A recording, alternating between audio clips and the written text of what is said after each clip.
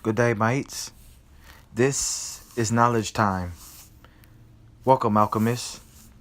Today I'll be reading from the book The Laws of Human Nature by Robert Greene. Um, I'll be reading from chapter 4, part 4, Toxic Types. Although each person's character is as unique as a fingerprint, we can notice throughout history certain types that keep reoccurring and that can be particularly pernicious to deal with, as opposed to the more obviously evil or manipulative characters that you can spot a mile away. These types are trickier. They often lure you in with an appearance that presents their weaknesses as something positive. Only over time do we see the toxic nature beneath the appearance, often when it is too late. Your best defense is to be armed with knowledge of these types, to notice the signs earlier on, and to not get involved or to disengage from them as quickly as possible. Number one, the hyper perfectionists. You are lured into their circle by how hard they work, how dedicated they are to making the best of whatever it is they produce. They put in longer hours than even the lowest employee. Yes, they might explode and yell at people below them or for not doing the job right, but that is because they want to maintain the highest standards, and that should be a good thing. But if you have the misfortune of agreeing to work with or for such a type, you will slowly discover the reality. They cannot delegate tasks. They have to oversee everything. It is less about high standards and dedication to the group than about power and control. Such people often have dependency issues stemming from their family background, similar to Howard Hughes. Any feeling that they might have to depend on someone for something opens up old wounds and anxieties. They can't trust anyone. Once their back is turned, they imagine everyone slacking off. Their compulsive need to micromanage leads to people feeling resentful and secretly resistant, which is precisely what they fear the most. You will not notice that the group they lead is not very well organized, since everything must flow through them. This leads to chaos and political infighting as the courtiers struggle to get closer to the king, who controls everything. Hyper perfectionists will often have health problems as they work themselves to the bone. They like to blame others for everything that goes wrong. Nobody is working hard enough. They have patterns of initial success followed by burnout and spectacular failures. It is best to recognize the type before getting enmeshed on any level. They cannot be satisfied by anything you do and will chew you up slowly with their anxieties, abusiveness, and desire to control. Number two, the relentless rebel. At first glance, such people can seem quite exciting. They hate authority and love the underdog. Almost all of us are secretly attracted to such an attitude. It appeals to the adolescence within us, the desire to snub our nose at the teacher. They don't recognize rules or precedents.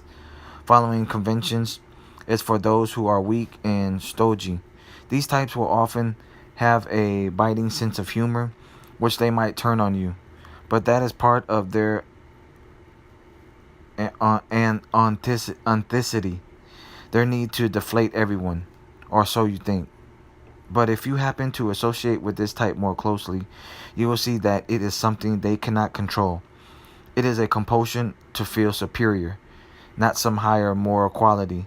In their childhood, a parent or father figure probably disappointed them. They came to mistrust and hate all those in power. In the end, they cannot accept any criticism from others because that reeks of authority.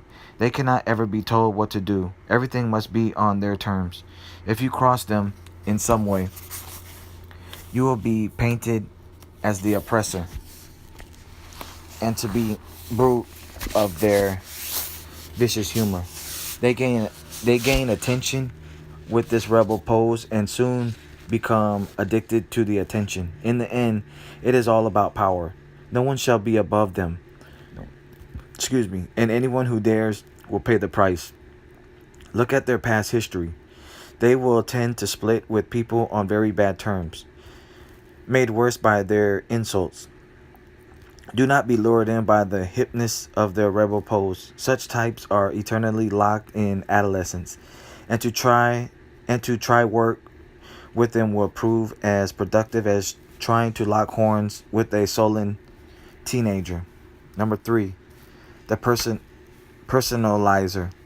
These people seem so sensitive and thoughtful, a rare and nice quality. They might seem a little sad, but sensitive people can have it rough in life. You are often drawn in by this air of theirs and want to help.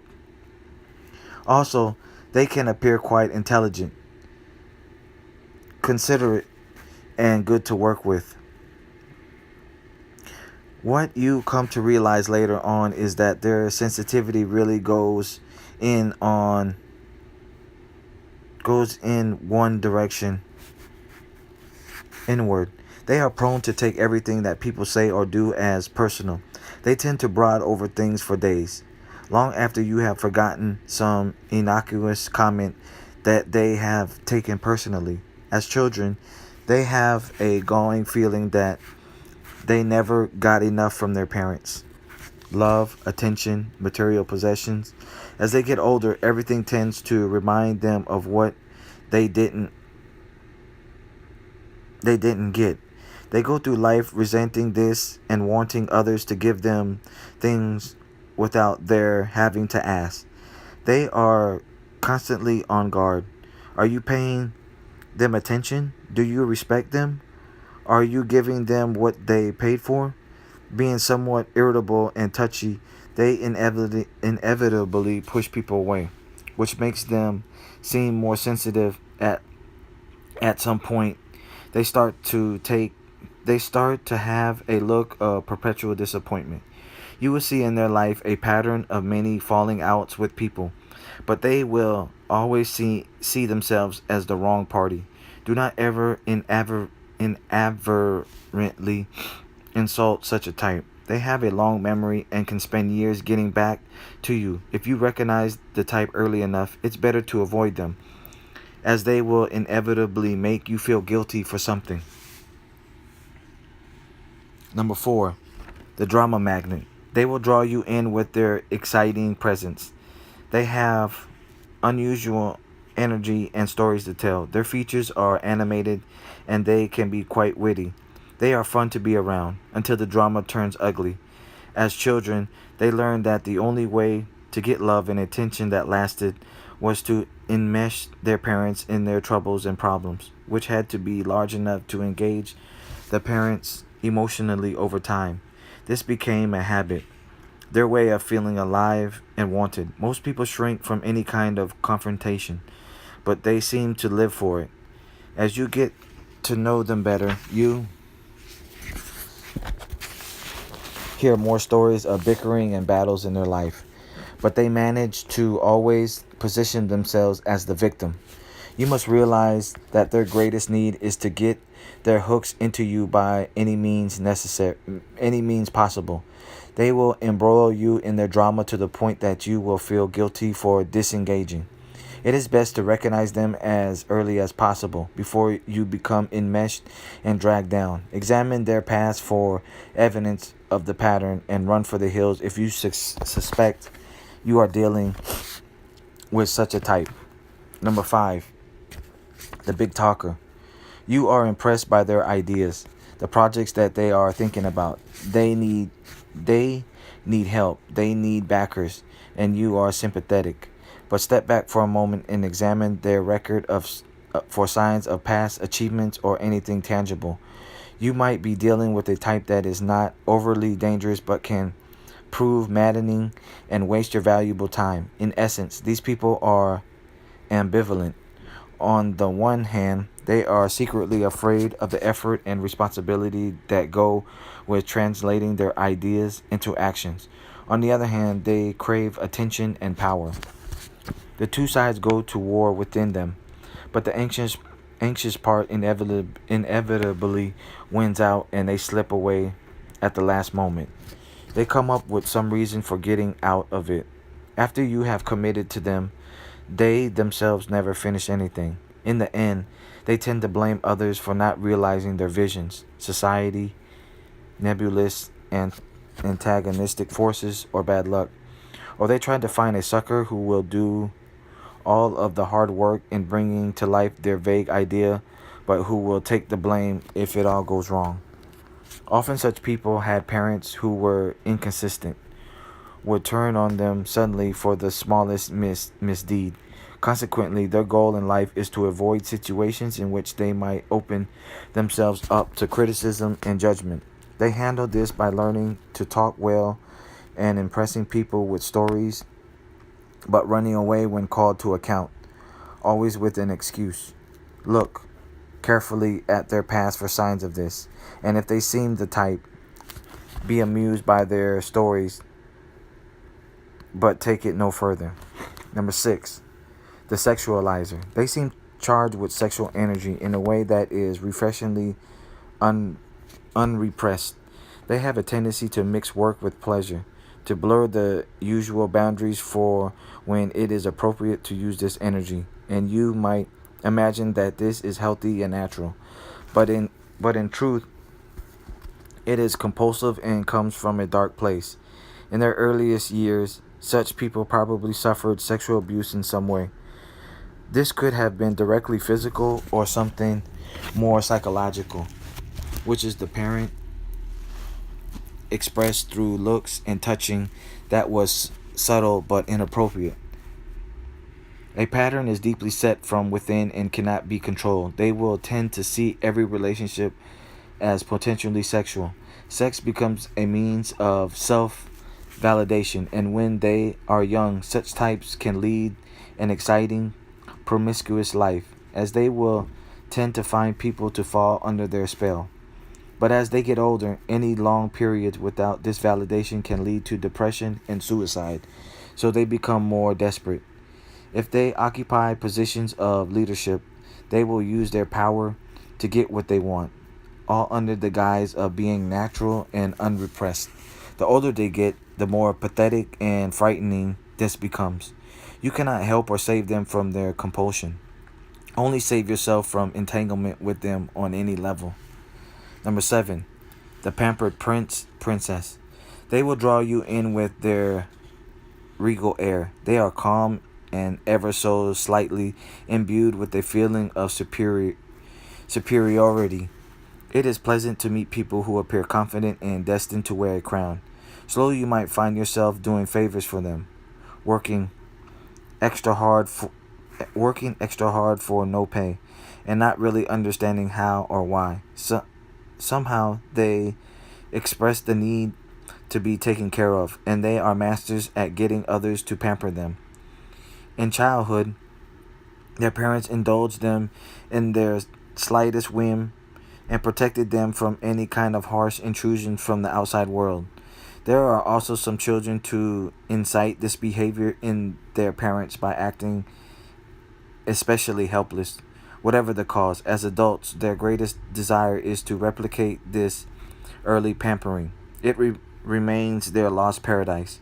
You will notice often that when they don't get what they want, they display baby-like behavior, pouting, or even tantrums. This is certainly the pattern for all of their intimate relationships, and unless you have a deep need to pamper others, you will find the relationship maddening, always on their terms.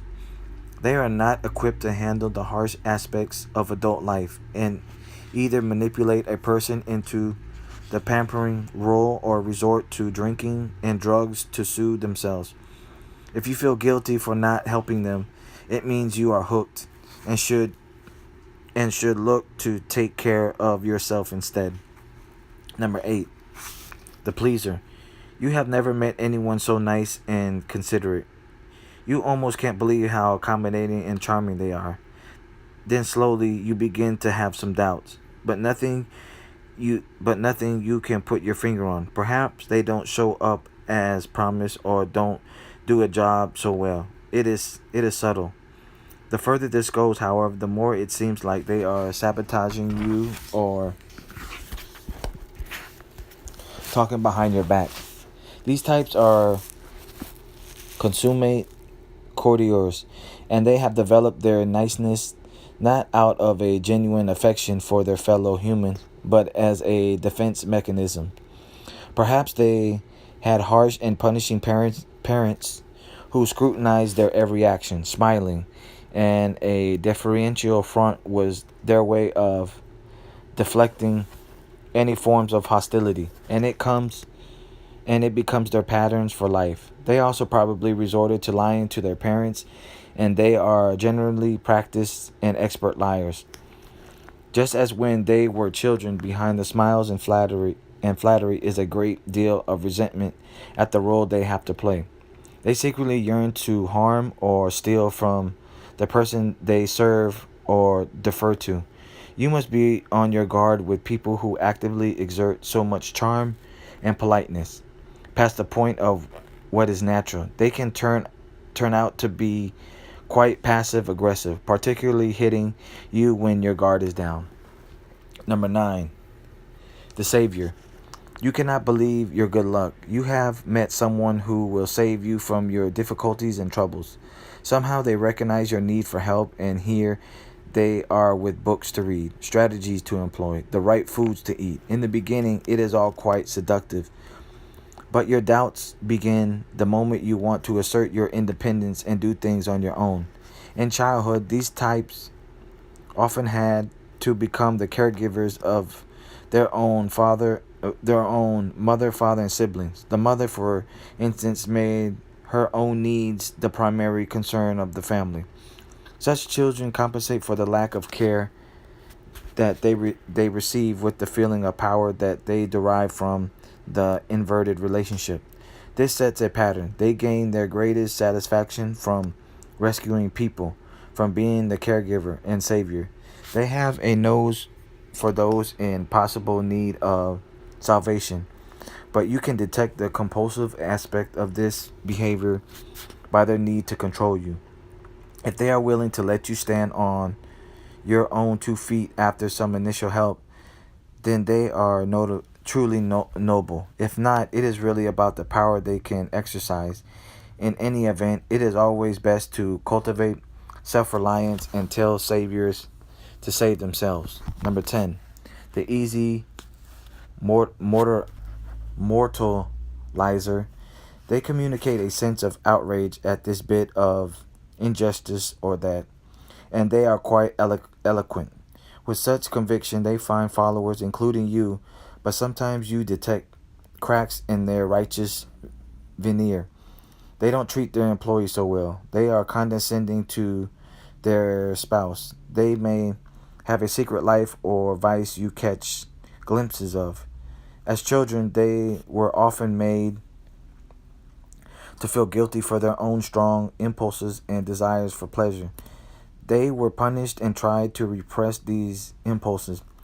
Because of this, they develop some self-loathing and are quick to project negative qualities onto others or look enviously at people who are not so repressed. They don't like other people enjoying themselves. Instead of expressing their envy, they chose to judge and condemn.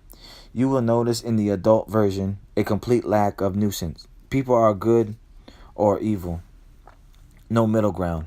They are in fact at war with human nature, incapable of coming to terms with our less than perfect traits. Their morality is as easy and compulsive as drinking or gambling, and it requires no sacrifices on their part, just a lot of noble words. They thrive in a culture of political correctness. In truth, they are secretly drawn toward what they condemn, which is why they will inevitably have a secret side. You will certainly be the target of their inquisition at some point if you get too close to them. Notice their lack of empathy early on and keep your distance. For more toxic types, see the chapters on envy 10 grandiosity 11, and aggression 16. Tomorrow is chapter 4, part 5, and it's the superior character. In closing, subscribe to the channel, comment any questions you have, like if the information was inspiring for you, and share this knowledge with other alchemists. Also, follow me on Instagram for more progressive knowledge. My Instagram is max_Bugatti_8008. I'm all about family first. I'm an investor in stocks and alternative energy. I'm a filmmaker. I'm an aerospace botanist. I have a confidence building program. And I'm currently out here in San Francisco until the 18th of December, 2018. While you're slaying dragons, I'll be taming them.